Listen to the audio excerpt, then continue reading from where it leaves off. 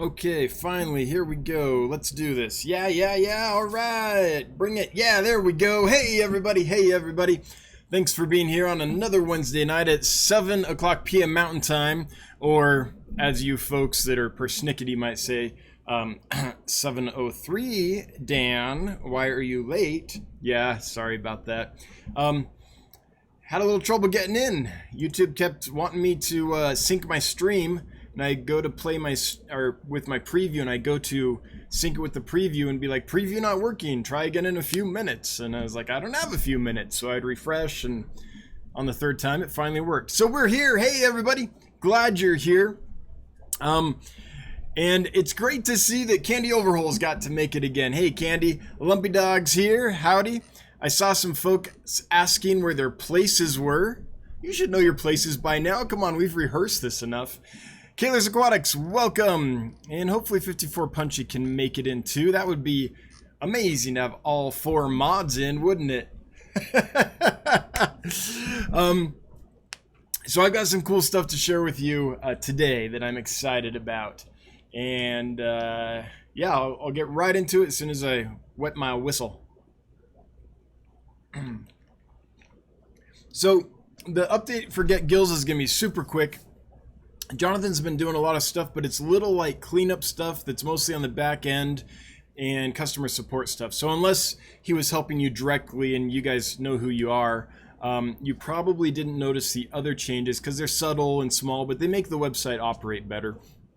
He's working right now on making it so that right now it happens that if Stripe isn't set up all the way, like if you set up Stripe and then disengage Stripe, or if you set up Stripe but don't hit the last little thing, your items go up for sale. And then what people are running into is they go to buy those items, and since Stripe is not either no longer completely set up or not set up, or it was set up and then now is not, then when you go to check out, it gives you this error, right? Which is frustrating. So he's working on fixing that so that all the items listed for sale are for sale and can actually be bought and payments processed all the way through. It's a very small number that this happens to. Most of the stores are set up all the way with Stripe, but occasionally there's an error when someone goes to set it up or something through Stripe and it just doesn't sync up quite right. The items show up, but then you go to buy them and you get this error at checkout. So for anyone that's happening to, we apologize. We're aware of the issue. We know it's very seldom that it happens. I think there's only 3 or 4 stores, that have that issue, but we're clearing that up. And I think, in fact, that they're, I think at this point, you won't see that anymore. I think that's all been taken care of. So those are some of the things he's working on. So I want to show you something I'm going to try. These came from TSK Supply. These are cold packs. I'm going to open them here on camera. I've never opened them before. I'm getting a lot of questions about summer shipping, and I've tried a few different things this summer, and so far all the things have been successful. As far as I know, all the shipments that went out last week when it was pretty hot and this week have arrived in good shape. So what these are cold packs, believe it or not. They don't look like it, but if you look, you'll see that gel in there. It's just this little pack with a little bit of gel with dry powder in there. And what you do, this is the small size, and then this is a larger size. And basically what they are is like the normal cold packs you get that are kind of like a gel instead of they're not just ice water, right? But because they aren't hydrated yet, they ship really easy and really cheap. I was able to get like 60 of them in this tiny little, not tiny, but comparatively, where's the camera? Tiny little envelope.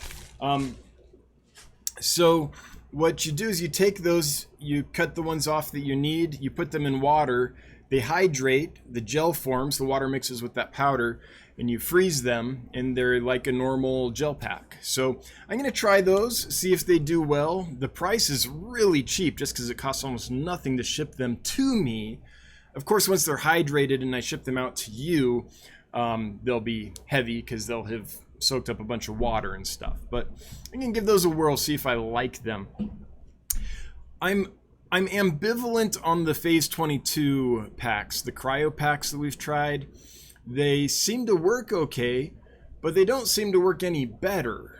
And so for, you know, twice the cost almost, no, twice, sometimes more than twice the cost for those cryo packs, 3 times sometimes, depending on what you're using, I don't think it's worth it. So I'm trying some other things. Anyway, I'll keep trying, but they're all working so far, it seems like. And half of it is just the extra mass. Having a cold pack in the box when you ship on a hot day, just that extra mass of water keeps the temperature more stable because the temperature fluctuates less quickly in the box because it has more water, more stuff in it, I guess. So if I'm going to pay for extra mass, I'd rather pay a few bucks instead of like, or a couple bucks instead of like $4.50 like I was with the cryo pack. So that's kind of what's going on with that experiment. Now I want to show you what's about to go up for sale because there's some cool stuff. I've had some of these fish for a while, some only for a couple weeks or so. But let me show you this weekend what's going to go up. And my goal is to get all these up on Friday. We'll see how that goes. But some really cool species. Here's the first one. It's a neat goby. It's a Rhinogobius yaoshinensis. And it looks a lot like a white cheek goby. But it's not. But if you look in here, like, I don't know, that almost looks like a white cheek goby to me because it still has the white cheeks and the red on them. Here's some seriously fish pictures of them. Here's a female, according to Seriously Fish anyway. These are new species to me, so I'm not quite sure how to sex them well in the male. Anyway, really cool Rhinogobius species. I've been out of Rhinogobius for a while. Here's another one I have. This is Rhinogobius candidensis, or wait, let me say that better. Candidie. I'm trying to say it without saying. I'm afraid of the end of this word. I'm afraid of the end of the scientific word. Candidianus. There you go. Really cool Rhinogobius. I think this is the one I have. There's a couple other contenders, but it's a different Rhinogobius. I'm gonna have to, like, I think this is it, but it came in as the common name like red-sided, which doesn't tell me much. Like, here's red-spotted, but that's different. So that's what I'm going on for now until I get a better scientific name, which I hope to do soon, actually. I have some queries out. But another Rhinogobius that's pretty cool.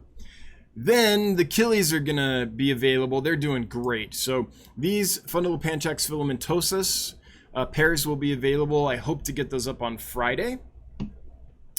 Awesome little Fundulopanchax. Same species, or same genus as like your typical Gardneri, Fundulopanchax Gardneri, things like that. Same genus as the blue Galaris. Really cool fish. My first time keeping this fish, and so far they've proven to be hardy and easygoing. All the killifish I'm going to show you are eating flakes and pellets with no problem. They like frozen and live foods too, but they're not having any problems with flakes and pellets. Here's the second species of killies that'll be available this weekend. So these are Aphyosemion australe. This is the chocolate form. We often see this form up here, this orange or gold form.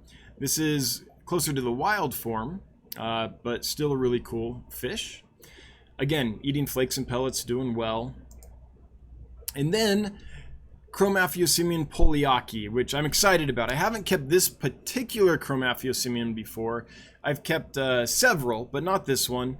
And they do look, I mean, they really do look like this. They look a lot like that. Here, this is very accurate. In fact, they have more color than this. So this is like a subdued, kind of toned down one, I would say. But really cool fish, a lot like a Bivitatum or Bitaniatum. Then, got some more hyphen Paleotis that'll be available. These guys are about an inch or so, maybe a little bigger, but they're not full grown yet, these little Paleotis, little hyphens. And then I got some cichlids. Let me show you these. We've got a few more. We're just a little over halfway done. Some Geophagus surinamensis, which I think are fantastic fish. These are young still. We're talking, how big are you? 2.5 inches. I've actually had these for, I don't know, let's say, this is a stock photo. I've had them for maybe 6 weeks, and they haven't been a problem child, but they weren't fat. They were kind of skinny. So I ran some anti-parasite medicines through them, and they've started fattening up really nicely. So I think they're ready to go. So I've had them for a while, but I haven't really kind of showed you or anything just because I was treating them. But really cool Geophagus. Of course, there's this one, but we all know Photoshop when we see it. I could be wrong, but that is a lot of color. That's a lot of red on that fish. Then some others that we got were some festivums. These are adult size. I would say they're around 3 inches, maybe getting close to 4 inches. So these are good sized festivums. For those that don't know, they're a lot like an angelfish. They're compact, as you can see, kind of tall, and they're not super aggressive. Like, I've got the group all together, and they do what angelfish do. They don't really bother each other. Occasionally, they kind of go back and forth briefly, and they're doing well. Another cichlid, the keyhole cichlid, one of my all-time favorites. These are little guys, 1.5 inches, maybe inch to 1.5 inches-ish. Some of the other ones are a little bigger, but don't be upset if your fish is 1 inch or so. That's about the size they are. And by the way, I like getting, every now and then I can't help it and I have to get them in a bigger size, but whenever I can, I like getting cichlids and stuff at around 1 inch because they ship so well at that size.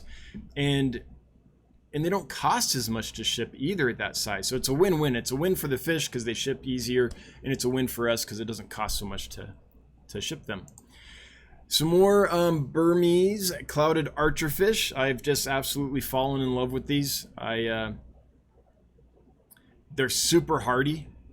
They're doing great. Like, each batch I've got, and I think this is maybe my 4th batch, I think. But each batch is done really well. And I've got from several different suppliers. So I just think it's a hardy fish. Freshwater archerfish. Doesn't need brackish at all, which is awesome. The Empire gudgeons are ready to go. In fact, they've been ready to go, but I've just held on to them a little longer just to make extra sure because they're a pricey fish. And then, for those that have been waiting, this is the last one I'll show you. The threadfin rainbows, and you're like, that's not a threadfin rainbow. It is, but it's a female. So we're all familiar with the males, right? And by the way, they really do look this good, if not better, when they spar. I mean, they are absolutely stunning. But have a nice batch of females, came in nice and fat, is still nice and fat. I think they're gonna breed well for you. So for everyone that's been waiting for females, I know they're hard to find, but I got a great batch and they're ready to go. So that is what's going on as far as the stuffs, the stuffs that will be going up for sale soon at dansfish.com. And I know it's been a while since I posted a lot of new fish. For those that don't know, I used a supplier and they went out of business. And so for the last couple of weeks, while they were kind of trying to save their business, things were tight and I wasn't getting fish from them and orders were being shorted and stuff. So for about 3 weeks, I just didn't get many new fish. And now we're kind of recovering from that. We have a new supplier and yeah, so we're back on track. Got a bunch of new stuff in this week too that I'll show you later when it's closer to ready to go. But that is what I was excited about. I'm super excited about those Rhinogobius. And the more I look at this one, sorry, real quick. The more I'm not sure if that's what it is. I'm gonna have to look a little more. Rhinogobius are tricky. They're this large group of fish, and I don't know if it's that they are just new to science, or if science is going in and kind of reworking the group, or if they just, a lot of them look similar or what. I know for a fact that the fact that we use trade names that are inaccurate and kind of just slapped on any old fish makes it really complicated for me, because when I order them, it's usually not a scientific name or anything. It's usually like red-sided rhinogobius. It's like, oh great, what's that? And then you got to go look, right? But finally, you might not remember, but a few years ago, I've had a lot of white-cheeked gobies, Rhinogobius duosphyllus, I think, or duosporus, something like that. It used to be wooey, which is fun. I've never got Rhinogobius to eat prepared foods. It was always live or frozen. But this batch, I've gotten to eat flakes and pellets, so I'm really excited about that. So for the first time ever, they're eating flakes and pellets, and it just makes it so easy to feed them and keep them. Oh, I missed a super chat. I apologize. Let me see who done did that and give them my thanks before we continue on. Amp, you're Amp. Hey, great to see you. I'm so glad you're back. Glad that you're feeling well enough to be here. That's great. Hey, sorry I've been slacking. I just started chemo and radiation this week, so hopefully we'll have a little more free time soon. Hope everyone is doing awesome. $10. Hey, Amp, I'm just glad you're here and feeling well enough to join us. No worries whatsoever. Always good to see you. So good to see you again in the live stream. For those that don't know, Amp Aquatics is also a moderator on the Get Gills Facebook group. She's awesome, Amber, and just glad you could make it here. Yeah, good to see you. All right, so that's kind of the update on what's going on with me. What we'll do now is I'll start looking for comments and questions to respond to. So if you have a comment or question, if you'd make it at Dan's Fish so it highlights for me, I'll see it, I'll get right to it, and I'll respond to you. If I'm not getting to your question or comment, it's not because I'm ignoring you on purpose. It's because it's not highlighting for me, or the chat is jumping, which reminds me, I'm going to move this from top chat to live chat because people tell me that helps with things. Hope it does. I'm not sure what the difference is between live chat and top chat. I should educate myself about that, I suppose.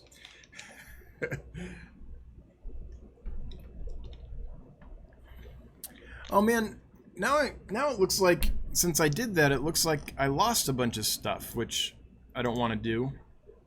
Yeah, I'm going to keep it on top chat, because when I did that, it looked like a lot of stuff got lost. Nope. Okay, I'm going to put it back to live chat. If for some reason I don't get to yours, it's because it just isn't showing me. So if you'd relist it, if I'm past you and haven't responded, that would be awesome. All right. Whew. Okay, here we go. Guys, it's been busy. It's been super busy. 54 Punchy made it. All right, we're all here. The whole gang is here. Awesome. Uh-oh, Maria Z was bad today. Didn't highlight, but I saw bad, so it drew my eye. Let's see how bad she was. I was very bad today. Bought 3 new Japanese koi for the pond today after work. Couldn't help myself. Yep. MTS, the addiction is real. I hear you. All right, the first one I see is from Jeff Chambers. That's what live chat's doing. Jeff Chambers, Cernamensis are supposed to be mean ones, no? They haven't been for me, but I don't know. Could someone else chime in? I've never really met a Geophagus that, if kept in groups, were a problem. I mean, once they go to spawn, of course, you have those issues that you have with any fish, but or any cichlid. But no, not for me. They haven't been mean. So someone else, could you let us know if you have experience with Cernamensis and they've been more aggressive than your other Geophagus? Please drop your knowledge. Lucky Pete sending me $1. Lucky Pete, thank you so much. Always appreciated. Never required, but it does make the wife super happy. Thanks. Appreciate it. 54 Punchy, the art of fish keeping. If anyone has any questions for Dan, be sure to put at Dan's Fish so he sees them. Yep, that's right. Thank you so much. Candy, thanks for posting my email. All right. All the mods are doing the mod stuff. Thank you, mods. I appreciate you very much. Your name here, Dance Fish, saved the best for last. I see it. It worked. See? It works. I was going to say every time. Almost every time. Maria Z, save me 3 females and 2 males. Email me. I'm not sure what fish we're talking about, but so I don't save fish for people. I'm going to post them, I think, on Friday. It could be Saturday before some of them get up there, but so everyone has an equal chance, basically. Of Deloriac Peterson, good to see you again. Hello at Dan's Fish and everyone. Well, hello. Jeff Chambers, plants are the same way. There are like 16 plants. They're all called Black-Eyed Susan. Use the Latin name, people. Yeah, I mean, it's a back and forth thing. It's a give and take. Like, so I was lucky. I was raised as a killifish-ophile. That's like my first love was killifish, and we always used the scientific names, and so I just got accustomed to doing that from the very beginning of the hobby back when I was a young teenager. So Latin names, I mean, I don't always know how to say them, but I know how to read them and identify the fish and all that. It's not that confusing to me. I think the reason for common names is, well, the industry is trying to sell stuff. So they say like super red, most beautiful, glowing, bright fish, right? And it's this brown fish with a little orange on the fin, right? But they're trying to sell stuff. But the other one is I think that they're trying to make things accessible to the average person. But I agree, if I had my way, it would be all scientific names all the time. It'd just be so much less confusing. Of course, until the scientists start disagreeing, then it gets confusing even then. But yeah, I hear you. I hear you. But I don't begrudge people using common names. That's just how most people go. I hear you.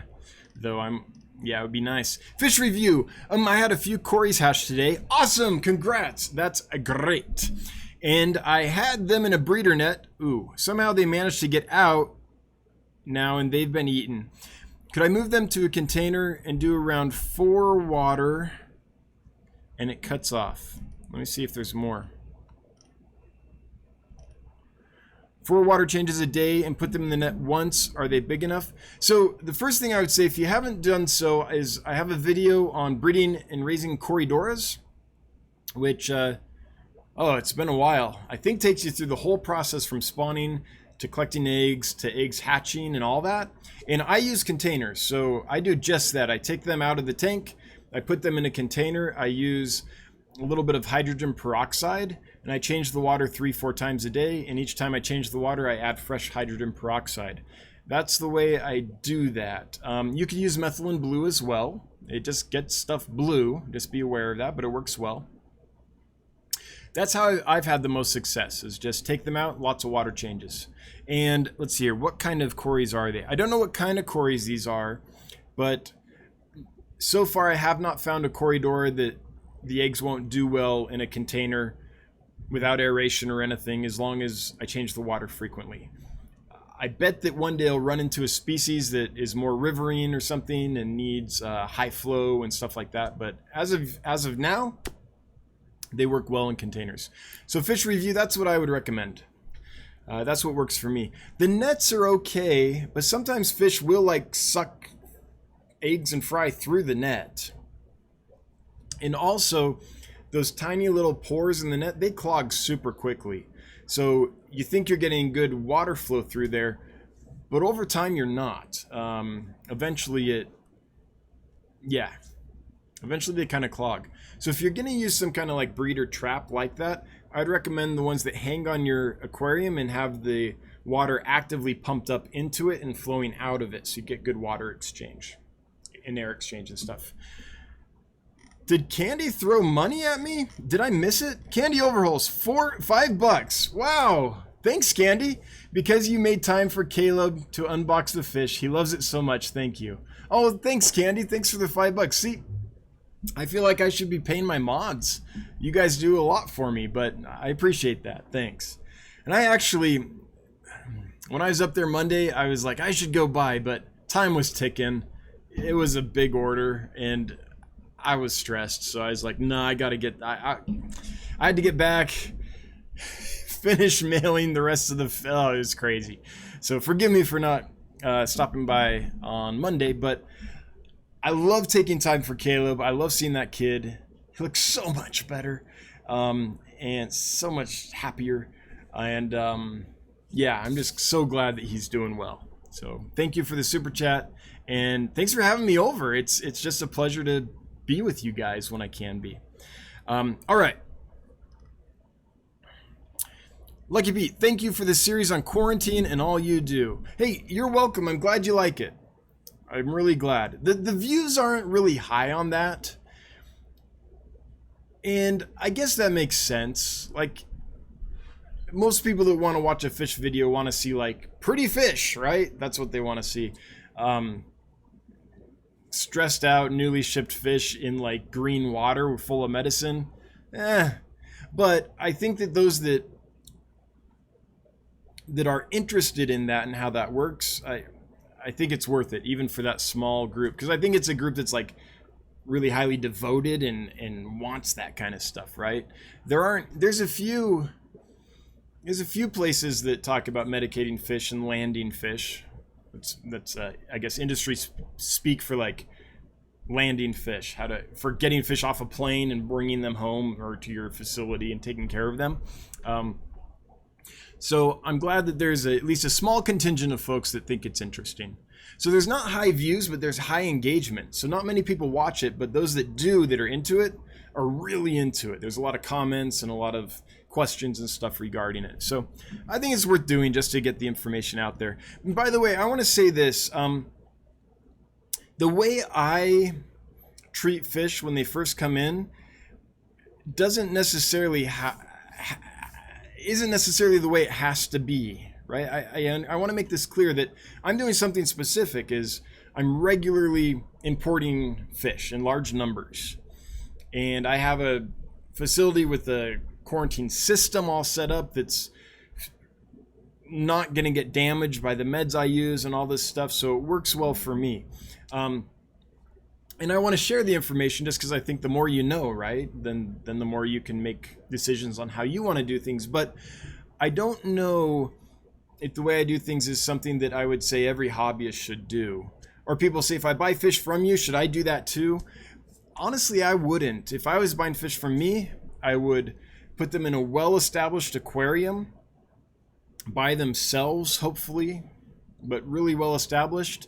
It's not going to go through little mini cycles or ammonia spikes or nitrite spikes or anything like that. And I would just observe them for probably about a month. The first week, I would probably put anti-ick medicine in because that takes care of a whole lot of external parasites and stuff. And I don't think it's very stressful to the fish. And it won't harm the system. It's not going to hurt the biological filter or anything like that. So if I was buying fish from me, that's kind of how I would do it. And if I saw an issue during that month or so, then I would medicate specifically for that.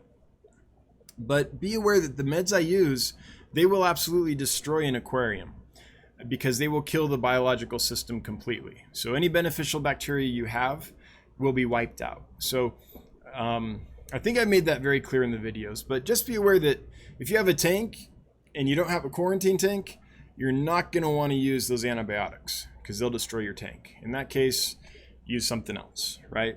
Okay, anyway. But it works for me. It works for me really well and has for a long time. So since I bring in tons of stuff, and it's got to do well because A, I like fish, and B, because it's my living. That's the system I've developed. Killers Aquatics. No, at Dan's Fish Top Chat doesn't show all the comments. Live chat does. Okay, cool. It just like showed like all the stuff that was highlighted up top was gone when I moved to live. Maybe I just moved it down, but I was afraid it like got it out of there and was putting different stuff. I don't know. Next time I will remember to switch to live chat before I start, and then I won't have any issue at all. All right. 80 watching. Hey, that's great. 80 watching for this little channel is awesome. Only a couple weeks ago, we were at like, what, 40 or 50 regularly, so 79, 80. That's cool. That's cool. If you wouldn't mind taking a moment to like or share this out and get more people in here, that would be greatly appreciated. If you don't want to, that's cool. I get it. But if you do. Chewy made it. Hello. Oh, and it jumped on me, of course. There he goes. Maria Z, the thread fins. Okay, cool. Yep. Well, they'll be up Friday, and they're looking great, by the way. I'm really happy with them. Josh B, what plecos have you dabbled with? Are they out right now? In this tank, they're not out right now. So not a ton in my personal collection. I've done several in stores I've worked at or facilities I've worked at, but like that I've kept and cared specifically in my facility or in my fish room or collection or something, not many. Right now I have some L182s, or they might be 183s, I can never remember. They're the Starlight plecos, and they're the ones that don't keep the white margin on the caudal fin once they mature. I forget if it's 182 or 183, I'd have to look it up. And then I've got it right now about 100 albino bushy nose. Just, you know, generic straight up old hobby bushy nose, so nothing super spectacular. Well, I think they're spectacular, they're beautiful, nothing like rare or intriguing or anything like that. So I don't do a ton with plecos. I'm not a big pleco guy. I like clown plecos a lot because they stay small. I like rubber nose plecos a lot, or rubber plecos a lot, same reason. But I haven't kept a ton of plecos. I rely on other people for pleco knowledge. But we have some great pleco people in the stream. TM Aquatics is often here and breeds some really cool stuff pleco-wise. Mile High Plecos comes in a lot and knows a lot. So if you throw a question out there in chat, if you've got one, I bet some people will jump all over it. And there's others too. Sorry if I didn't mention your name and you're like, wait a minute, I'm the pleco expert. Sorry. Michael Wentworth. If you can only keep one live food culture for the whole room, what is it? Why? Oh. BBS, vinegar eels, white worms, black worms, lots of options. BBS. I mean, if I could only ever do one live food, it would be baby brine shrimp, which is, for those that might not know, BBS, baby brine shrimp. Most of you probably know, but every now and then I hear like this series of letters and I'm like, what is that? And I feel like an idiot. So baby brine shrimp, it's so useful for raising baby fish. It's amazing for getting finicky fish to eat. It's amazing for getting small species to spawn. It's amazing. Yeah, baby brine shrimp hands down. If I could only do one live food ever again. My mods keep throwing money at me. 54 Punchy, thanks so much for the super chat. $3 and a fun emoji. I can't wait to go camping with you. I can't wait till September when we get to go camping. And then I think I saw another one. Let me just jump to it right now. The Fish Tank Barn. Hey! So good to see you. No more Professor. Hey, Professor. Now I'm Sean Connery. No more Professor. Fish Warehouse Fun. Thanks so much. By the way, on the Fish Warehouse front, I am meeting with an accountant tomorrow to square some things away. And we're getting real close to actually going to folks and saying, please, sir, may I have some money? So looking for investors, basically. We're real close. So I've been working away on that. All right, 78 watching. Ooh. Let's hear those other live foods you mentioned. Vinegar eels, yeah, I like them, but baby brine shrimp are easier. White worms, baby brine shrimp are more versatile. Like you can feed tiny little fry as well as lots of adult fish with them. Black worms, same reason. I like black worms, but fry really need live food. Most fry do really well on live food. And BBS is where it's at for that. Chewy LTD, are you doing this quarantine system videos from an aspect of a supplier? How do you change that system as a hobbyist? Okay, so if I was getting the fish from me, I would do what I said. Long-term quarantine, just observation with some ick meds during the first week, just to kind of get them through the stress. If I was buying from other places that did not quarantine, if I had, I mean, personally, I would invest in a quarantine tank so I could medicate them. I've just seen, because here's what's happening. Most of the people that are selling you fish are buying the fish from the same people I am, and you see how they come in, and they get them, they dump them right in the tank, and they're for sale right then. So what you're dealing with is usually the same thing I'm dealing with, just a day or two later, right? Which sometimes is worse. So that's how I would do it. But if I was a hobbyist and I didn't have,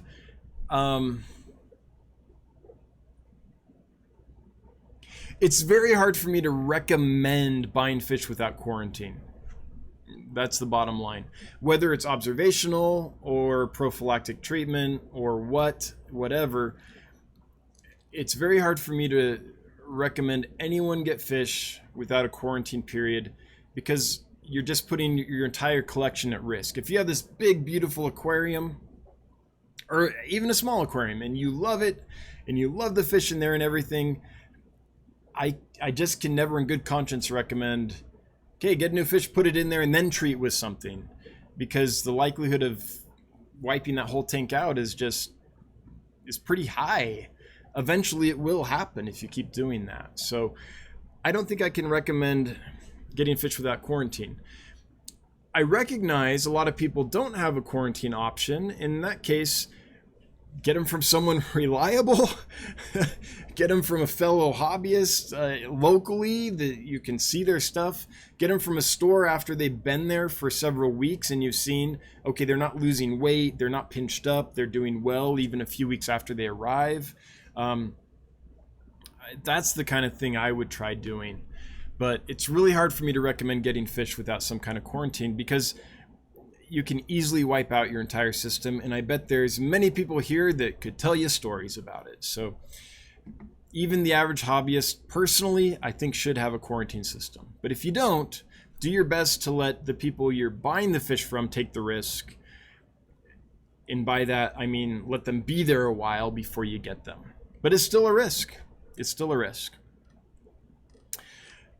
Okay. Hang on, it jumped. It so jumped on me. Why is it so hard? Man, I wish YouTube would do something about this. I'm not sure why stuff jumps so easily, but it's crazy. Fish review at Dan's Fish. Don't have a separate tank to put them in, so could I keep them in a container? Yeah, until they're big enough to not get through the net with no meth blue or hydrogen peroxide. Yeah, what I'm talking about fish reviews, I keep them in a little plastic container. No aeration, no nothing. So I take out the eggs, I put them in that. I usually use hydrogen peroxide. Change the water 3-4 times a day, add fresh hydrogen peroxide each time. Once they hatch, stop putting in the hydrogen peroxide, keep up the water changes, and feed in there. And I'll do that until they're free swimming and they're eating okay and all that, and then I'll maybe move them into another tank or container or something. But absolutely, you can keep them in another container and grow them. What's that flow through? Mods, I'm going to ask for your help real quick. If one of you could post the flow through kind of fry box system, you know, the one that sits on the outside of your tank, the water is bubbled up into the tank and flows out, so it's constant flow through. Fish review, this little contraption that one of the mods I hope will post really is the best way to do it. A net, in my experience, and I've tried them, I think I've tried them all over the years. A net doesn't work for me because the fry and the eggs can get sucked through the net by your other fish. They'll just snack on them till they manage to pull them through or chew them through the net or something. And B, if those net's pores are small enough that tiny little fry and eggs aren't going to fall through, then they're small enough to clog super easily, and then everything stagnates and dies. It's like, why are they dying? They're in this healthy tank in this net. That's generally why. So there's this flow-through system that works really well. You just hang it on the outside of your tank, and hopefully it'll get linked up here for you. Or you could Google it yourself, Fry Box Flow-Through System. I can't remember who makes it. Is it Aquarium? I can't remember. It looks almost like a hang-on back filter, but it's for Fry. Really the best thing if you have to have something in your tank or on your tank attached to your tank for this, in my opinion.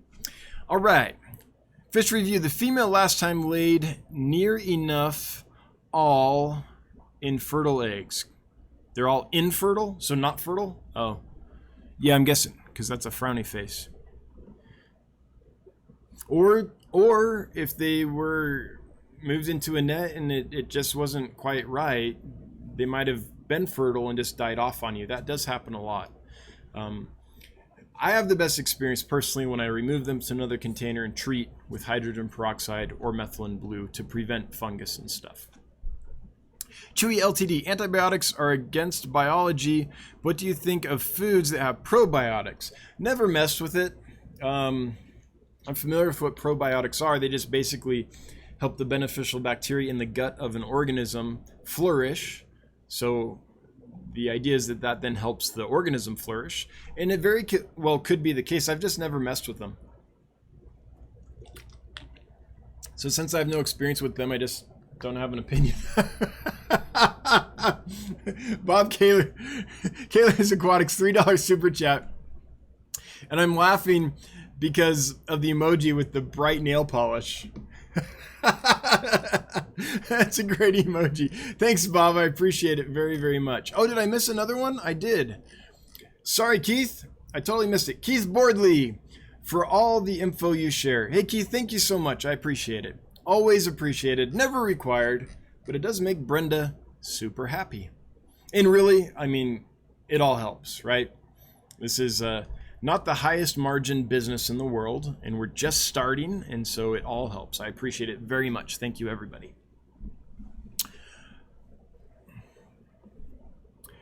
Benjamin DeBellis, not highlighted, but super caps. Wow, Ben, you really wanted an answer. Hi, how long before the threadfin females will be ready? I'm not really yelling. The bills you send me are lonely. I plan on listing them on Friday. They're ready. I just need to get them listed. So probably Friday is when they'll be live. I mean, if it's Saturday, forgive me. It might be Saturday. I'm glad the males are doing well, though. And by the way, if you just type the @ symbol and dance fish, it'll highlight for me, and you won't have to all cap me. Lippy Dog, Dance Fish, I don't think our chat is busy enough for top chat to emit posts. Cool, yeah. I mean, I just never dug into top chat versus live chat. I guess I've always been doing top chat, not because I knew it, but it just defaults to that. Like, I've just never changed it. I didn't even realize there was a difference until a few weeks ago when someone mentioned it. Because I'm an amazing YouTuber who knows nothing about YouTube, apparently. But yeah, Lumpy Dog, I agree. We're not like Aquarium Co-op where it's just like streaming. Chewy LTD, sorry Dan, I was watching a feature premiere dealing with the capture of fish in the Rio Negro. Cool. You know by A Fish to Save a Tree. What do you think of that program? I don't know that specific program, but I very much like programs. If that's Project Piaba, I know it. I love projects like that, and I think they're awesome. So, okay, I'll make this brief, because we're all probably familiar, but for those that might be unfamiliar, there's this negative bias that people have against wild-caught fish. They think you're taking a fish from its environment, you're depleting the environment, that can't be good. The truth is, though, there's a lot of aquarium fish that doesn't impact their population at all, and it really helps the local economy. So folks that catch fish for the trade and sell them have an incentive to keep that habitat productive, meaning keep it healthy so the fish keep breeding and keep being there year after year, right? If they couldn't do that, they'd probably be doing things like strip mining or cutting down timber or farming or other things that really put those habitats in danger. They just destroy habitat. So if there are populations of fish which are not impacted negatively by capture that can be sold to the aquarium trade, and the people that live there can make a living doing that, it's an awesome scenario. And by the way, any fish that comes from a really seasonal explosion and decline of population is perfect for this. There are lots of species out there that every year there's a rainy season and a dry season in like the tropical rainforest, let's say. Sometimes there's a rainy season and dry season twice a year. Usually it's once a year. You get one of each. And what happens is during the rainy season, there's a bunch of new water. All the fish go. They spawn like crazy. And populations just explode exponentially. The tetras do this. The cardinal tetra is the poster child for this. The population just absolutely explodes. Then the dry season happens. Everything kind of shrinks down. All these little tiny fish are forced into more direct contact with their predators, and they get predated on like crazy. Their population plummets. But the fish has evolved to take care of this, so the next time it rains, the population absolutely explodes again. So species that do that, there is no problem collecting large numbers of them, because that's surviving that and overcoming that is already built into their biology. It's just part of the normal course of their year. So I think that projects like that, Chewy, are fantastic. What I hate and what really, really upsets me is when I hear about things like cyanide being used to collect fish, where unscrupulous collectors will go and pollute the water, poison the water, so the fish rise to the surface so they can just pick them up and collect them. Things like that. Non-sustainable collection methods, I suppose I should say. Now, I don't think the vast majority of freshwater fish are collected that way. For a long time, a lot of saltwater organisms were, and there was a big outcry, and I don't think that's happening. I'm not as much into the saltwater hobby. I know that there's things in place to help prevent that, and suppliers are being held at a certain standard to make sure they're not buying from places that do that and things. But that really upsets me, because that's short-term thinking, right? That's, okay, what can I get today? And now that place is just in trouble. It's been really, really damaged, versus how do we collect sustainably and keep this going long term? And I think Project Piaba does a good job with the long-term thing. There's a few others like it. So Chewy, if that's the project you're asking about, I love it. But there's also a lot of things that happen that probably aren't as useful, and a lot of bandwagon stuff that, you know, you'd have to really vet. You don't want to support something and then find out, oh, they're actually thrashing the environment, right? But in general, over the last few decades, our hobby's got much better at sustainable collection, at knowing where the fish come from, at now it's not perfect, there's ways to go, but we're much more in tune with that. I feel much more comfortable buying fish now than I did a while ago, just because in general, and I'm speaking generally, we're making improvements on making sure things are either farmed or collected sustainably. So those are my thoughts, Chewy, on that kind of stuff. 54 Punchy, if anyone has questions, all right, be sure to put at Dan's Fish so he sees them. Yep. Josh B, what was your career pre-fish? I remember you saying you spent a long time in school. So I've always done fish, but it's always been a hobby. Since I was 13, 14 years old, I've kept and bred aquarium fish. Loved it so much I didn't get in much trouble. Like, I didn't have time or money to get into drugs. I was too busy with fish, right? It was really great for a kid to have a passion like that was healthy. But my career for most of my adult life has been in the theater, in the entertainment industry, and for the last 7-8 years as a professor. I was a tenured professor at Sheridan College. I taught theater. 7 years, I believe, I did that. And just kept wanting to spend more time with the fish, honestly. Like, I love theater, and I liked what I did, but I'd find myself like working in the fish room and then having to go teach a class and like being like, man, I don't want to go teach. I want to stay here. So I decided I'm just going to stay here. So I did that. But yeah, theater professor is the latest one. I'm sorry. I'm laughing at Bob Kaler's newest little dancing emoji. Thanks, Bob. $3 for the guy. Whatever that is. That's awesome. Less nail polish, but still fun. James Handel. Angelfish fry, just BBS or any other safe supplemental food. You can feed lots of things, but I've never had a problem with just BBS until they get a little bit of size, and then you can start mixing in like flake foods and pellets and stuff like that. So I don't think that just BBS until they get to that point is detrimental at all. I've never seen any like nutrition deficiencies or anything from feeding fried just BBS. That being said, there is a ton of stuff you could feed as a supplement or just to like round out the diet. Vinegar eels are good. All kinds of little like parameciums you can grow. Daphnia are awesome.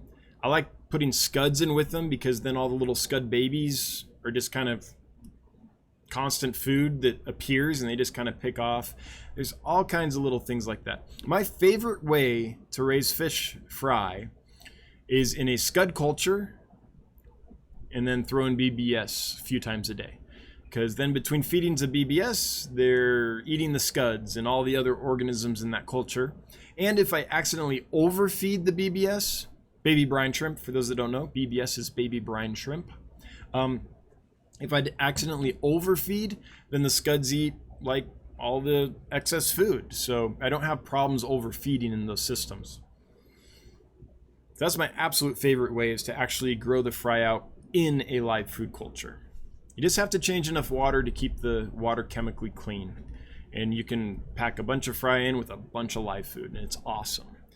Fish review. Don't have a separate tank to put them in, so could I keep them in container? Oh, okay, I feel like we already did that. And yeah, you don't have to use methylene blue or hydrogen peroxide fish review, but it sure does help. But if you have a good flow through, then you might not have too many problems. You will if it's stagnant, though.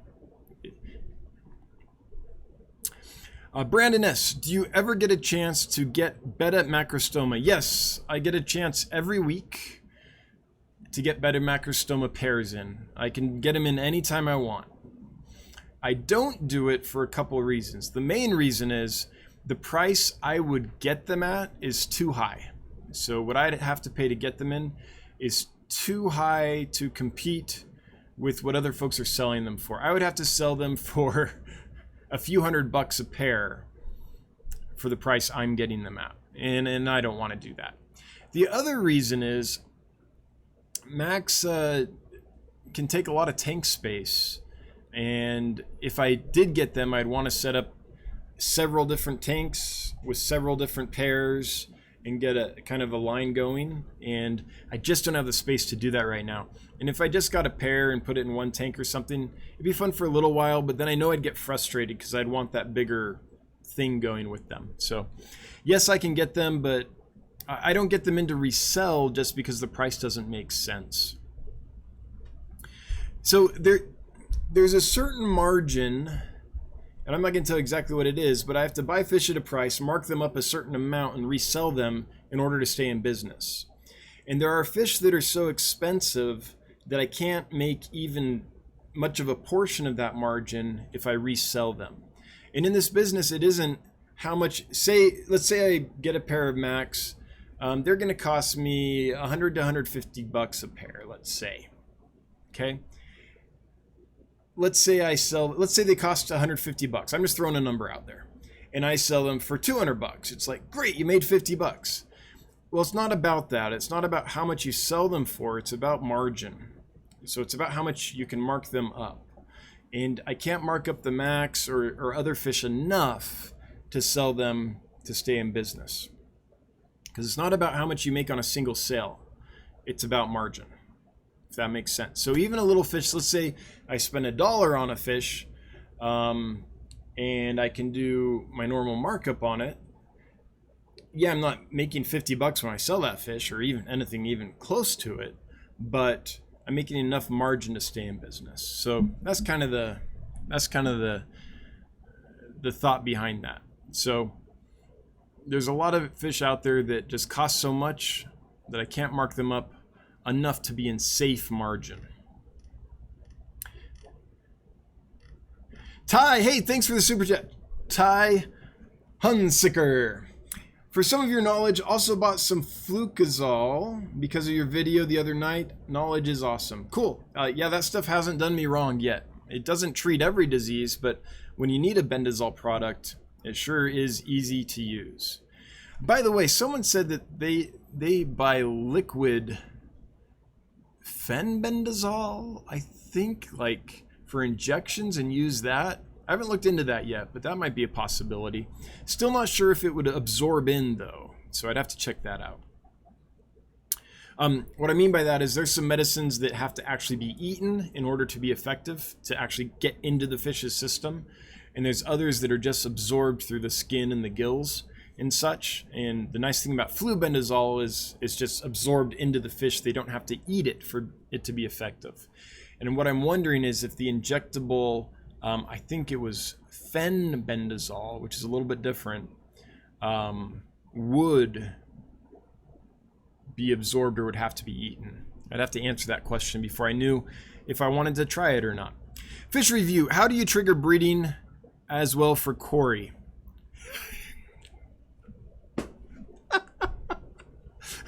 Sorry. The answer that popped in my head was lots and lots of tacos. But you mean Corridoras. Sorry, Corey. It's just too funny. For Corridoras, there's a few things. The standard standby that works pretty well is a big water change, 50%, 70%, something like that. That's a few degrees cooler than your water. So if you keep your tank at 75 degrees, make your water change, make the fresh water coming in maybe 68 degrees. Do a 50 to 70% water change and do it as a storm's rolling in. Right as that barometric pressure is dropping, do the water change. So that's one way to do it.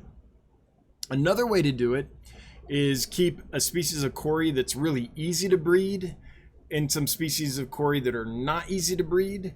And when the easy to breed Corys are breeding, scoop water out of their aquarium and put it in the tank with the hard to breed Corys. And the idea is that when the fish breed, they release chemical signals and stuff that will get the difficult to breed Corys to go. That's the theory. The other thing that they always need to breed is just tons of food, like lots of food. They eat a lot, and to produce all those big eggs, they need a lot of food. So I would do that no matter which method you're using. And then when I have tried everything and still can't get them to breed, I'm feeding them a lot, they're plump, I've changed the water, nothing. I've tried all the things. Then the last thing is just move them to a completely different aquarium. Sometimes that'll trigger it. I don't know why, but sometimes it will. So, yeah. That's how you trigger breeding for Corridoras. Of Deloriac Peterson, how do you hatch brine shrimp? Oh, I need to do a video on that. I have a fancy handy dandy container. You've probably seen them. It's like an inverted water bottle, and it's got a little nozzle on the bottom that I can turn on or off. And that's the container I use. But basically what I do is 2 liters of water, a heaping quarter cup of rock salt, really coarse rock salt. This stuff, super cheap, like $5 for 40-50 pounds at Home Depot or whatever. And then I bubble them, and that's it. I don't put in sodium bicarbonate. I don't put in anything. I have soft water. I've never had a problem. On a warm summer day like this, they're within 24 hours easily ready to go. During the winter, it might take a day and a half before they really hatch. And I have 2 of those containers, and I just rotate them. Or when I want a lot, I just do 2 batches at once sometimes. But that's how I hatch them. Then when they're ready to go, when it's kind of turned orange in there and I know that there's a hatch, I turn off the bubbler. I wait, this is important, I set my alarm for 7 minutes, because when I don't, I forget and I kill the entire batch. So I set my alarm for 7 minutes after I turn off the bubbler. That gives the baby brine shrimp time to settle to the bottom, and then the eggshells will float to the top, but not enough time for them to settle to the bottom and compact and suffocate, just enough to kind of separate. Then I open the valve at the bottom of the bottle and it all flows into a container, and I just turn off the valve before we get to the top where the eggshells are, before that drains down. That's how I do it, and I do it every day. It works great. Okay. If you're wondering where the heck in the chat is this guy, how far behind is he? I just got to Keith Bordley's super chat of $5. Thanks again, Keith. Varanid guy just posted, Petco is doing their $1 per gallon sale right now if you need a QT tank. Tank lid, sponge, filter is all you really need. Yep. And if you're using gram-negative antibiotics that kill gram-negative bacteria, you don't even need a filter. You do if you want a long-term system, but yep, for the nitrofurazone and kanamycin, don't even use a filter, because that medicine will kill the filter, and you'll get a big ammonia spike from all the dead bacteria and stuff. But yeah, that's right. Tank lid, sponge filter. That's really all that you need. I agree. And hey, I didn't know that. I'm going to go to Petco tomorrow and get a bunch of tanks, because I'm going to set up on my shelf that's free. It doesn't have anything on it. Well, it has junk on it, but shouldn't have anything on it. I'm going to put several aquariums and do some in-depth videos on a species. So I'll breed in there, or I'll set up a nice kind of aquascape, to the best of my ability, aquarium to take nice pictures of fish. Because, man, here's the hardest part. Okay, let me show you guys this. This is the hardest part about my store, is my pictures. Like, I don't have that skill set, and I don't have good equipment, and I don't have the setup. So if you notice, like, a lot of my stuff doesn't even have a picture on it. It should. I should have an awesome picture on it. And those that do have pictures, like, this is not a good picture. This is not a good picture. This isn't even a good picture. Like, I'm bad at pictures. Look at this. Like, does that picture make you want to buy that Balzani cichlid? Like, it doesn't show its color. It's just the best I could do after clicking 100 times. I was like, this just has to work. I don't have all day to get this picture of this one fish. So if you're wondering why it sometimes takes me a while to post fish, it's because it takes me forever to get the pictures. So anyway, I'm thinking a few even little 10-gallon aquariums, maybe some 20s that look nice, and I can put the fish in there. It won't be such a big tank that they can get away easily, and maybe I can get some better pictures. So I've been waiting for that sale. So thanks for telling me about the Petco sale. I'm gonna go tomorrow. All right, Alien World Aquatics, good to see you again. What is the best food for crebensis? Variety. A variety. They'll eat anything. They're an omnivore, and in the wild they'll kind of go pick at stuff, and you'll see them sift sand and mulm and all that stuff. They kind of sift through and just pick out stuff. So they're an omnivore. They need some protein, but they get a lot of like detritus and algae and all that kind of stuff in their diet too. Little crustaceans, little benthic stuff that they kind of scrape off. So they can eat pretty much anything. So what I would recommend is variety.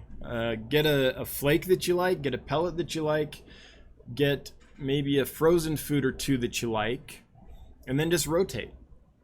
And I think that kind of mix is good. The frozen or live foods will, have the protein and kind of a little more natural food. They don't create as much waste in the digestive system, usually, things like that. There's no fillers and stuff like that in them. And then the pellets and the flakes are A, convenient, and B, have a lot of vitamins and minerals that are sprayed on them as they're processed, so that if you're missing some vitamins and minerals by having a flake and a pellet and rotating that into the diet, you usually can prevent any deficiencies. So That's what I would say. And my answer is almost always variety.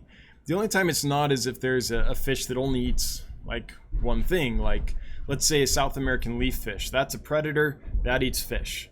Well, it eats live shrimp too, but it eats live stuff that's moving, maybe some worms and stuff, but you're not going to be able to get that thing, I don't think, to eat flakes and pellets and stuff. But besides those few edge cases, variety is the key. Go Fish Aquatics. Hey, how big are the green giant angels that you have for sale currently? I'm fairly new to angels and never heard of these. So they are literally swimming right here in this aquarium.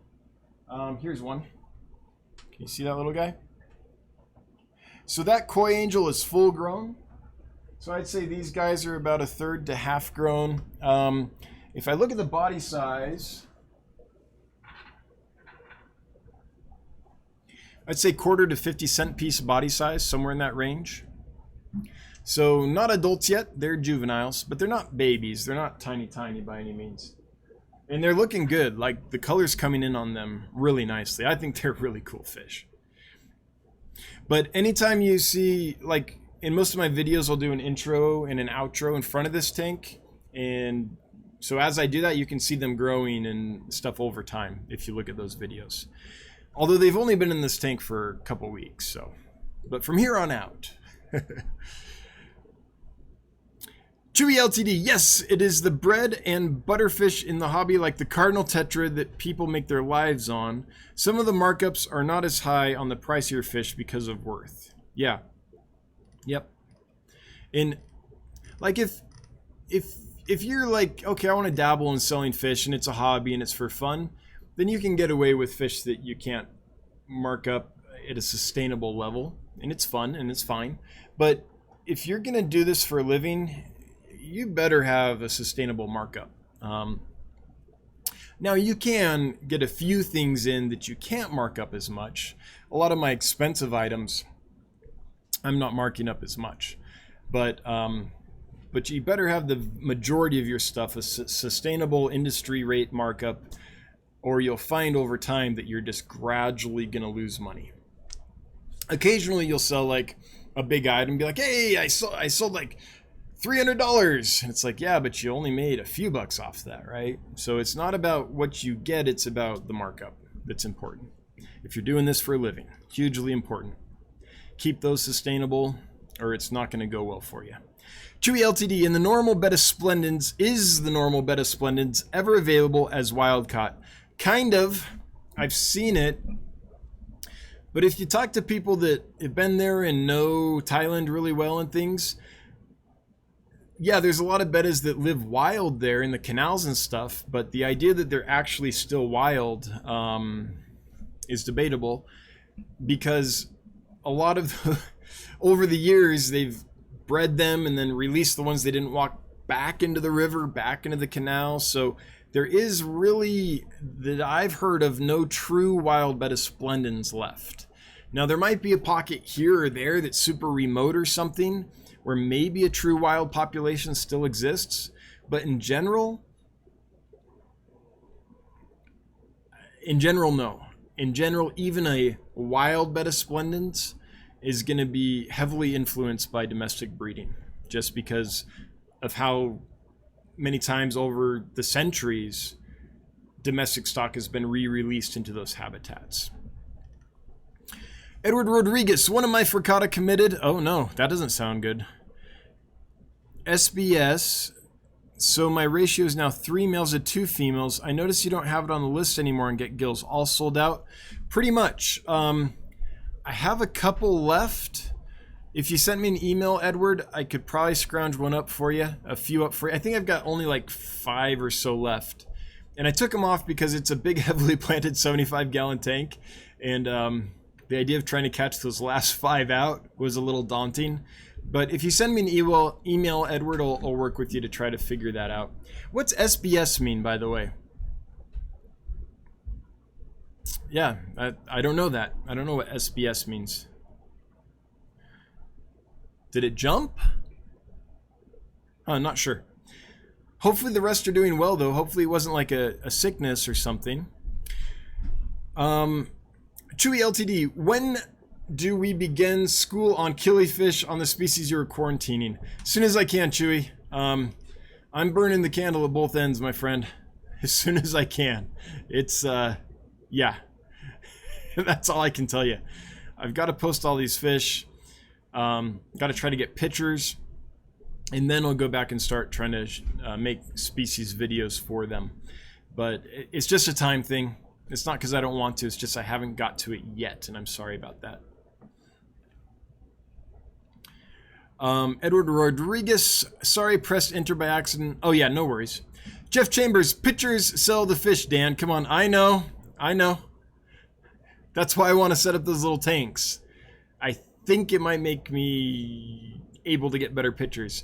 And by the way, I called a photographer friend I have. He's a professional photographer that's done a lot of work with me over the years in the theater and stuff.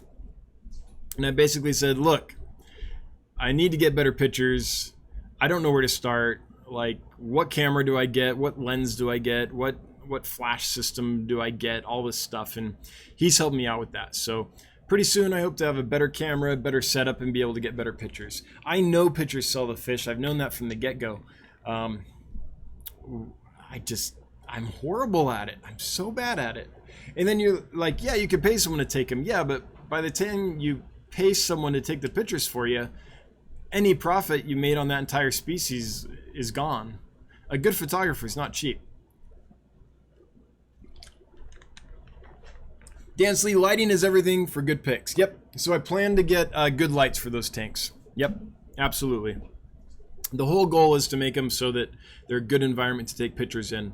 Even the tanks I'm going to be breeding the fish in, I want to make good videos and stuff in there. So, yeah. All right. Wait, I just saw Go Fish Aquatics. Number one worst thing, in my opinion, selling fish online is taking pictures. Yeah, I'm with you. It's my least favorite. Chewy LTD at Go Fish Aquatics. Not my field. I know people that are in the AKA, but Dan's Fish is a good educator. Yeah, I plan to do some good videos for you and for everyone else as well, Chewy. But I've just got to get a little bit of time. A little bit of time.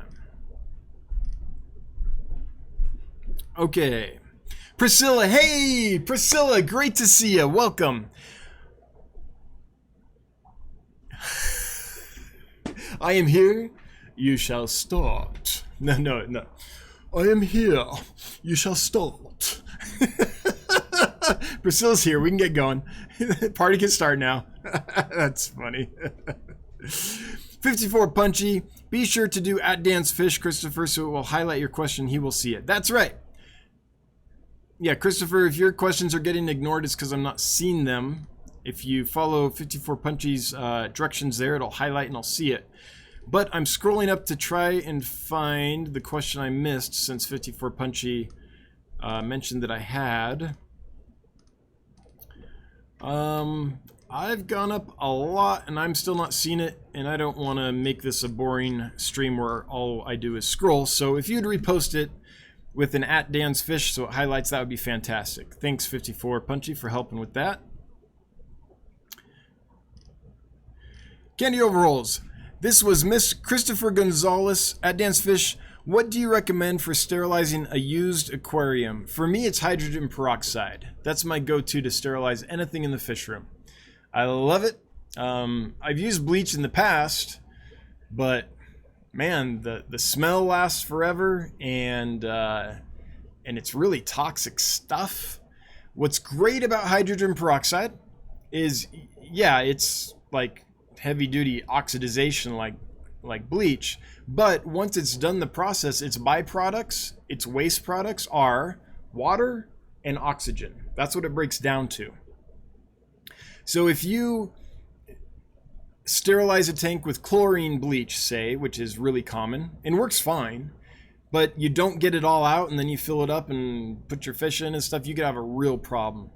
If you sterilize a tank with hydrogen peroxide, then once it's done going through its process, you don't have a problem because all the hydrogen peroxide has been converted into oxygen and water, both things we really want for our fish. So that's why I use it. it's pretty benign stuff once it's what is the term for it? Once it's done being hydrogen peroxide. The other thing is it's super cheap. You can get a bottle for less than $1, right? Like I think Walmart sells them for 98 cents where I'm at. So I can get a lot of it. So there's no price break really between it and bleach. And since I like it better, yeah, that's what I would go with. Now, you do want to rinse it out and everything still, because if you have hydrogen peroxide left that has not been depleted, then you could have a problem. By the way, anyone that ever sets up a new tank, or you reset a tank, you sterilize it and you're going to reset it with, you have an established filter in another aquarium you can pop in there and some plants and stuff and just set it right up. Before you go putting a bunch of fish in there, get one fish, like a little guppy or something, put it in there and just leave it for a day and make sure it's still okay the next day, because that's the only way to know for sure that everything's stabilized and there still isn't stuff being broken down or any chemical that hasn't been fully used yet and converted to some kind of benign form. So do a little testing before you go putting all your new prize fish in that tank. I've heard so many stories of problems with that. So if you do sterilize, test before you go full bore with the new setup. Candy, thanks for bringing Christopher's question to the fore so I could answer it. And sorry, Christopher, I wasn't ignoring you, but I wasn't seeing it because it didn't highlight for me.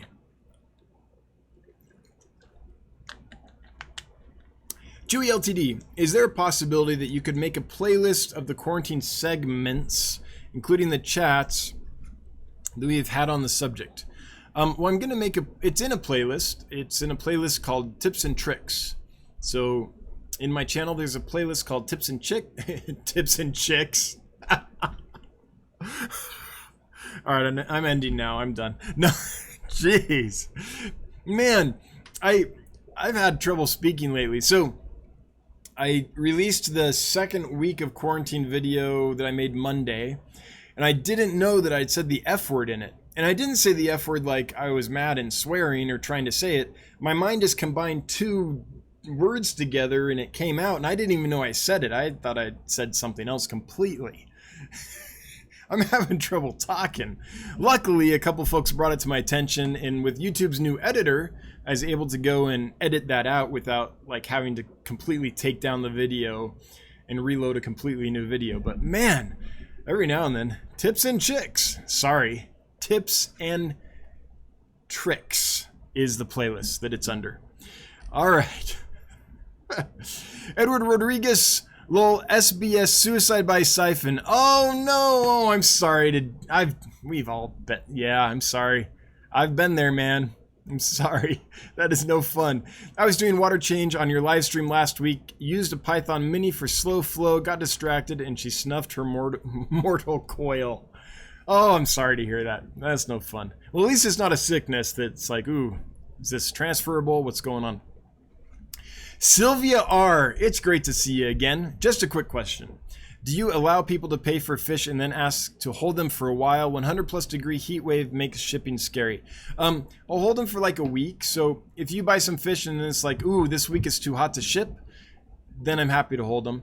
And I'll do that for a little while, but if I run out of that fish and it's been a couple weeks or so and we still aren't able to ship them, then I'll probably cancel the order and relist them for someone who can buy them. But yeah, you're welcome to order, and I can hold them for a bit. That being said, okay, so if you're totally uncomfortable with it, fine, I get that. But if you're willing to take a chance on me, I ship a lot of fish in hot weather and pretty good success rate. So what I would do is put a cold pack in there and have it held at the post office for you. And that tends to work well. It's been pretty hot the last few weeks, and we haven't had, have I had any problems due to heat? I can't remember having any problems due to heat the last couple weeks. I know that one fish in the last 2 weeks, I believe one fish had trouble. And that's out of lots and lots and lots of fish. But I can't remember the details at this point. So it's like shipping in cold weather. If you're prepared and you do it right, the vast majority of the time, it's gonna be just fine. Real Stinks, we starting a new drink game. Every time Dan says, all right, you take a drink. All right? Wow. That was just like 3 drinks. All right. Ooh, 4. How about alrighty then? Does that count? Kayla's Aquatics. Some resource Facebook pages have information tabs up top. These help immensely with repeat questions. Is getgills.com capable of such a resource? Information tabs up top. I mean, is it capable of it? Yeah. So, would that be like questions, like how to a fish, how to treat a fish, how big does a fish grow, all that stuff? Because usually what I do, I think that stuff kind of already exists. I feel like if someone has questions about a species, a simple reference to Seriously Fish or Planet Catfish or a few other sites can get them started in the right direction. So yeah, I guess it kind of depends on what we're talking about. When I first started contemplating this website and Jonathan and I were talking, I was like, man, this should be the place where people come to buy fish, to sell fish. This is getgills.com. Come for information on fish, come for videos on fish, come for podcasts on fish, all that. But so that was kind of like the ultimate dream. But the truth is, it's hard for an organization, especially a small one, to do lots of things and do them well. So if it's a thing like an information site, like a place people could go to buy and sell fish, or go if they had a question about fish and stuff, then at this point probably is not something we're going to do, just because if we ever do something like that, we want to make sure we do it really well, and we just don't have the capability this time to do something like that super well. So based on what I'm understanding from that question from Kayla's Aquatics, I don't think we would do that at this time. Not on the Get Gills page. But if it's something else, or if it's just like how do I list a fish and stuff, then we have little videos embedded that we hope help with that stuff. What we've tried to do is any question that we're getting all the time, like an email question about how to use the site, we've tried to just fix the site to make it more intuitive and easier to use. And then in cases where we still have done everything we can and still need a little bit of help, then we go ahead and create a little instruction on the site, or a little video that's embedded on that page so people can hopefully find it. So those are my thoughts. Bob. Ty I said it wrong. I was going to say Hunsicker. 89 cents for 3%. Yep, for hydrogen peroxide, absolutely. Candy overhauls. I tried at Jeff Chambers. Am I missing something from Jeff Chambers? Is that what's going on? No, I don't think so. Okay. If I am, Jeff, I'm sorry. I'm just not seeing it. Tampa Tom, why the guppy is the test fish? Or any fish, but what I'm saying is put one fish in there before you put them all in. So if you have a collection of guppies and you want to move it to the new tank, put in one. Wait for a day or two, and then put the rest in. That's all I'm saying. You heard it here, says Candy. Tips and tricks from Dan's Fish. Yeah. From Dan's Fish. Okay, moving on. True LTD, due to its medication, Sherry Day. You just made me get 5 drinks. Gee, thanks. Oh, yeah. Well, all right. Jeff Chambers, where's the new building going to be at your house? Or are you going to looking for commercial property? So it's going to be a commercial property. I was thinking of doing it on a property I already own. I have 2 lots where my house is, but the restrictions that the city has on something like that with the easements and the setbacks and all that weren't going to make it as much as I wanted. I went to the city and I had things I thought pretty good, and then went to the next part of the city and they were like, oh no. So, I mean, there was a way to do it, but I have to finagle things. Anyway, I won't get into details. So there was a way to do it, but not something I wanted to do. Then there was a basement in a local bank that I think I told you guys about. They decided they didn't really want a big fish operation down there, which didn't really surprise me, but I was kind of hoping that would work. So now it's buying a commercial lot and just building a warehouse like a normal thing. What? Kayla's Aquatics, $50, thanks. Screw the stickers.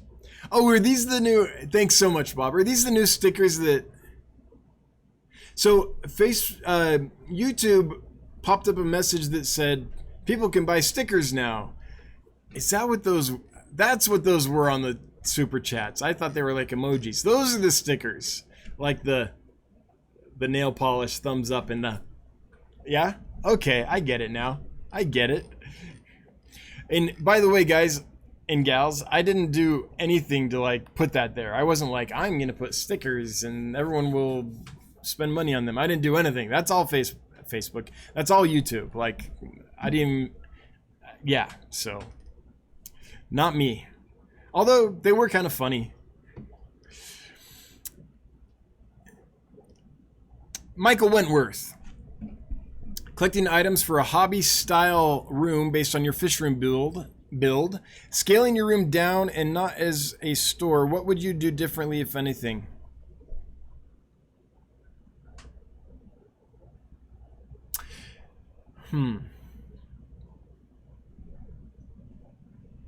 I might do more different sized aquariums if it wasn't like a commercial operation, because basically I'm into I like breeding fish, and I'd want to have... I like the 75-gallon aquarium. It's a great size aquarium. You can do a lot in it. But I'd probably do one row of just 20s and one row of just like 10s, just to be able to like move fry easier and raise more batches and stuff. Because in a hobbyist type room, that's what I'd want to do, is like keep fish, raise fish, and so I guess I would up the different sizes of tanks so I had more opportunity to raise different sized batches of different sized fish. That's what I would do. Yep. The other difference I would do is, let me show you. In the first tanks I set up, this is the lid, right? That's dripping on me. And what I did is I drilled holes in the lid to run my air lines through. Well, that's fine, but then every time I need to get the lid off, I have to take the air line and get it out and everything. So what I started doing, which is working well, is I just put a little cut in here and I drilled the holes for the air lines into the rim of the tank. So I can take the lid on and off and the air lines just stay there. So that's the one thing that I'm going through the whole room and changing, just because it makes it easier to take the top off to like clean off the algae and stuff. So that's kind of the main difference. Pretty much though, I'm super happy with this fish room. It's a joy to work in. Just for anyone about to build a fish room, don't cramp. Like, leave yourself plenty of space between the top of one tank and the bottom of the next tank. Like 10 inches, a foot, you'll be so grateful, especially if they're big aquariums. Also, don't cramp your aisles. 3 feet minimum for an aisle. If you're going to be in there and working and stuff, 3 feet minimum for an aisle. Then the other thing is, no aquariums on the floor. No aquarium lower than like 18 inches off the floor, because no matter what, you're just gonna not take care of those as well as the others because they're hard to get to. And it's like, oh man, it's gonna hurt to kneel down there for half an hour and mess with that tank. I'll do that tomorrow. And tomorrow. And tomorrow. And tomorrow. And 2 weeks go by and it's like, oh man, that tank really needs help, right? So those are just some things to remember as you go about the quest of building a fish room. Those are my thoughts, Michael. I'm super stoked that you're building one, though. I think that's awesome. Please keep us posted. If you have any more specific questions, yeah, I love fish room building and talking about it. Michael Wentworth, thanks for the awesome room build videos. Super helpful. I'm glad that that's the whole intention. Let's document this process. And hopefully it'll help someone. So I'm glad it is. Just made it to Bob Kaler's $50 super chat. Thanks again, Bob. Oh, I missed one. 54 Punchy. $2. If I click on the sticker, does it get bigger? Like, can I? No. I wanted to like expand it so I could see it better. But superhero sticker. It's kind of cute. Kind of cute. Thank you. Thank you. Thank you. Candy overhauls. Hashtag screw the stickers and tips and chicks with Dan's fish.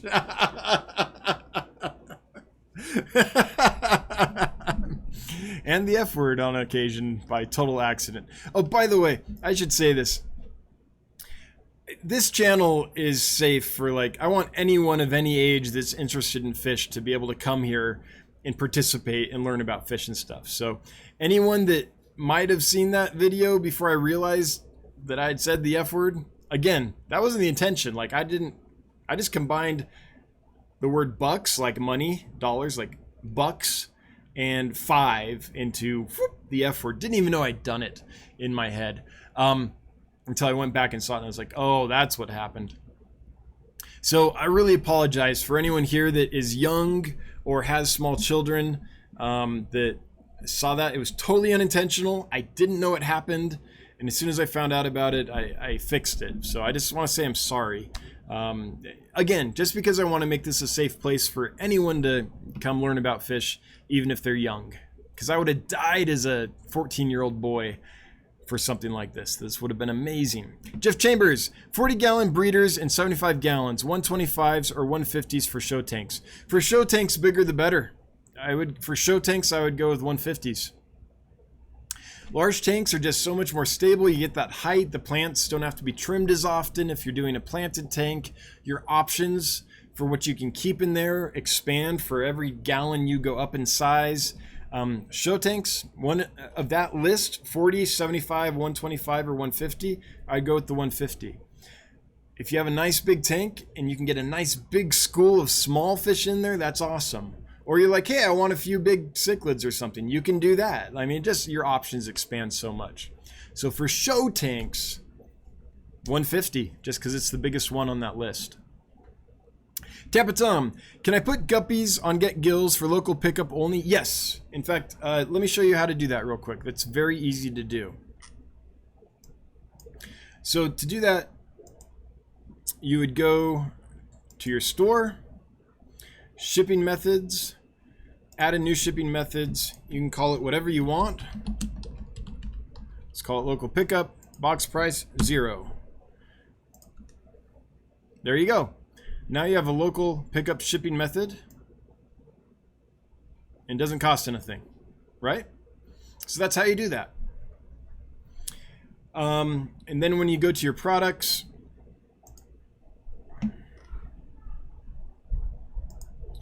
if you want a product to go in there, then you'd create a group that's like local pickup and add the product to the group, and you would be fine.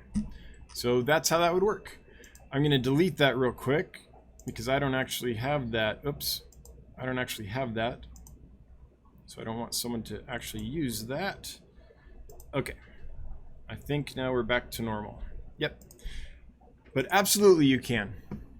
That shouldn't be hard, Tampa Tom. And if you get into it and you're like, ooh, I can't remember how to do that, or how do you do this? I'm around to help. I'm happy to help. Chewy LTD, what do you think of fishless cycle? I think it's great, but I think sometimes people confuse, okay, I've got bacteria that create nitrates, means we're through ammonia to nitrites, nitrites to nitrates, so technically we're cycled, with this tank is mature and ready to go, I can dump a bunch of fish in it. So as long as we understand that it takes several weeks, maybe a few months, maybe half a year, depending on how things are done, for a tank to be actually established and mature and completely stable, then I think fishless cycling is absolutely fine. I mean, it beats putting fish through stress to get that to happen, right? But we can't confuse fishless cycle with fully mature tank, and people do that all the time. Like, oh, I did it. Oh, I'm getting nitrates. Ammonia 0, nitrite 0. Nitrates are up. Good, it's working. Dump a bunch of fish in there, shocks the system, and now we have a problem because it's a brand new fragile system that hasn't really stabilized yet. So that's what I would say about that, is if we don't confuse those two things, then we're fine. By the way, my favorite way to cycle a tank is get it all going, like put the water in there, put the filter in there. If you need a heater, get that in and stable, let it go for a couple days, and then dump in a bunch of live food. Go buy a half a pound of blackworms, put them in there and feed them like you would fish. Like make a bunch of Rapashi cubes and feed them Rapashi. They'll eat it like crazy. They can take the higher ammonia and all that. Let them go for a few weeks. If you've got other tanks where you can take some cycled media and put it in there, that'll speed up the process. That's usually how I do it. And change the water like you would if you had fish in it and stuff. And after a few weeks, the tank will be all cycled and you'll have a bunch of live food in it waiting for the new fish. So that's my favorite way to do it.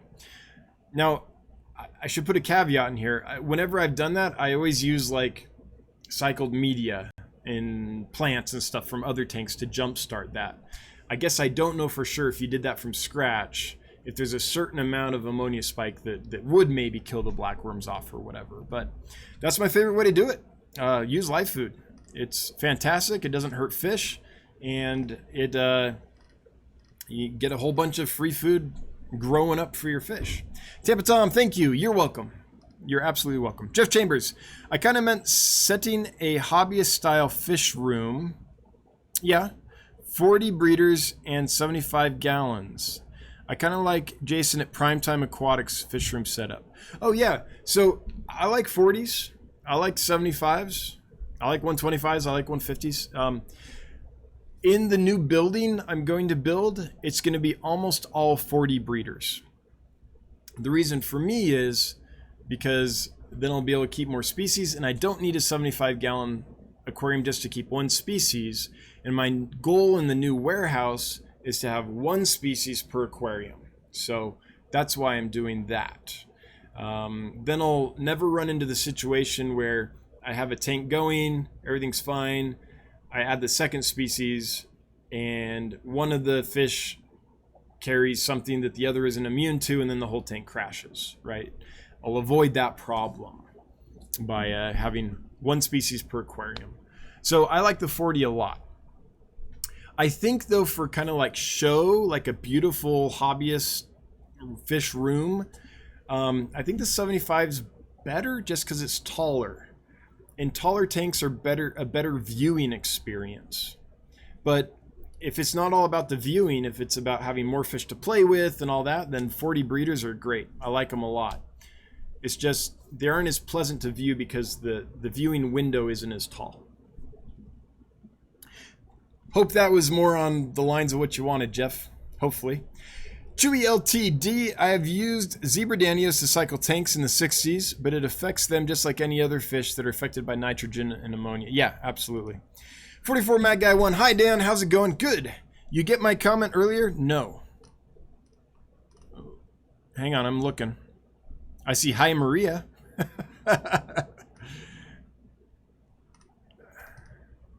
Would you repost it? I don't see it, and I've gone up quite a bit.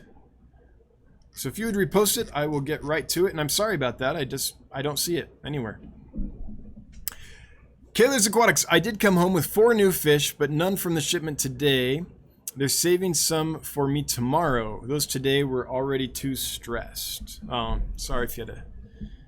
Hopefully they do better. Hopefully they unstress. Wait, James, is there a fee to sell and get gills? So yes and no. There's no fee to post on Get Gills, but if you successfully sell an item on Get Gills, then the website collects 5%. So I think that's a pretty good deal. If you sell $100 worth of stuff, then the website keeps 5 for maintenance and upkeep and all that. And also the credit card processor takes a small percentage too. So that company's called Stripe. They're like PayPal, but for multi-vendor platforms like Get Gills. And I think they take 2.9% if memory serves, plus 30 cents a transaction. So if you sold an item that was $100, if you did a sale that totaled $100 on Get Gills would have 5, Stripe would have $2.90, and plus 30 cents. So you would come out at about $8 in fees, roughly. Yeah. Now, if you don't sell, though, you don't get any fee. And man, I tried eBay fairly recently to try to expand a little bit and get more sales, and it went bad. I sold a few bucks worth of stuff, maybe $100, maybe less even, and then I got a bill from eBay for $40. And I was like, what are you talking about? Like, why do you want me? I think it was $40. It was maybe as much as I sold. Like, not profit, like total as much as I sold. That surprised the heck out of me. I didn't know that the fees were so high. So yeah, so that's how we do it though. And I think they were charging me for stuff that I wasn't selling or something like that. Just to list it, for the privilege of listing it, I was getting an upfront fee, I think. I don't know for sure. Someone here knows eBay way better than I do. I just tried it and then got a big bill and was like, oh, never mind. But anyway, I think it's a pretty good deal.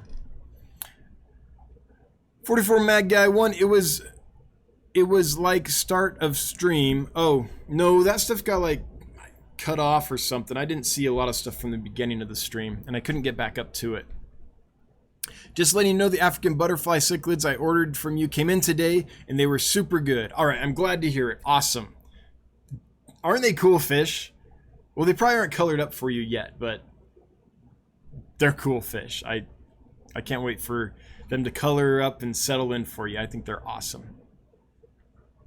Thank you for letting me know. I'm glad to hear they arrived in good shape. In fact, you know, I'm always a little nervous about shipping fish, but in the cold of winter and the heat of summer, I'm always a little extra nervous. And it's so nice when people get back and are like, hey, they made it. Like, oh, I can relax. Or also very useful is, ooh, this had a problem. Like, I appreciate that too. Luckily, that doesn't happen very often at all. But, yep, it's always a burden off my shoulders when I know stuff has made it. Oh, Carbon Rollies, bedtime. Good night. Good night, everyone. Good night. Thanks for being here. Always good to see you. All right, we have reached the bottom of the chat, and we've been going for almost 2 hours. So I think we can call it. Thanks, everybody, for being here. If you have a question or comment that you really want me to get to, post it now, because I'm going to do a couple thank yous here. And then if there's any questions or comments, I'll get them really quickly, and then we'll wrap up. And if there aren't, then we'll just end it. But I want to start off by thanking my awesome moderators. Thanks, Lumpy Dog, Kayla's Aquatics, Candy Overhauls, and 54 Punchy. I appreciate all 4 of you. Thanks for supporting me. Thanks for being here. Thanks for being awesome. Thanks for the cool stickers, even the ones with nail polish. Everyone that gave a super chat, it's always so appreciated. It's never required, but thank you so much. It all helps. Everyone that had a good question or comment that kept stuff lively, I appreciate that. That's what makes this interesting for me and hopefully for you. And all you lurkers, I'm with you. I lurk too. A lot.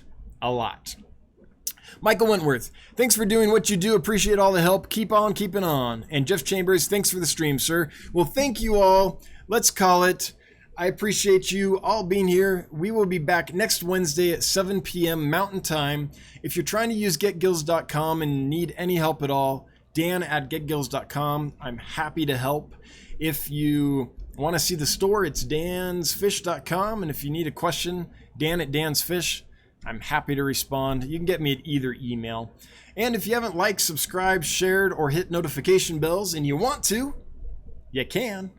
Until next Wednesday, 7 p.m. Mountain Time, have a great week. Bye-bye.